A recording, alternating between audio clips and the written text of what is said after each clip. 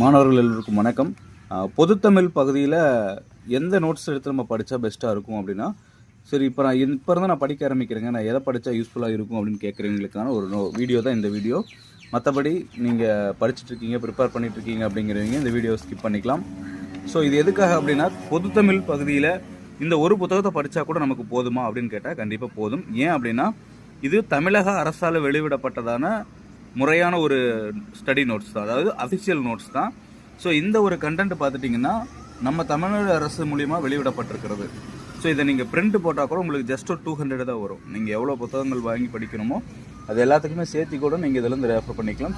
Just 200 தான் வரும். Double side printed போட்டிருக்கீங்கன்னா இதில் எல்லா கண்டென்ட்டுமே நமக்கு கவர் பண்ணி கொடுத்துருக்காங்க. இதில் பார்த்தாலே உங்களுக்கு தெரியும் பொதுத்தமிழ் பகுதியில் எது எது கொடுத்துருக்காங்க அப்படிங்கிறது. ஸோ பகுதி ஆல பாருங்கள், இலக்கணம். பகுதி ஆல அதாவது இலக்கியம்.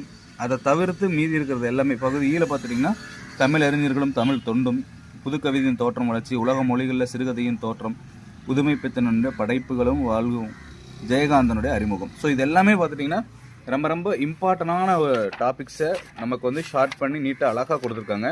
ஸோ நானும் இந்த நோட்ஸை பிரிண்ட் போட்டு படித்து பார்த்தேன். ரொம்ப யூஸ்ஃபுல்லாக தான் இருக்குது.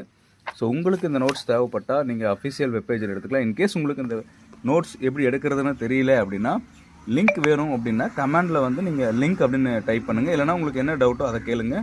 நான் அதுக்கான ரிப்ளையை இந்த வீடியோ கீழே நான் கொடுக்குறேன். தேங்க்யூ.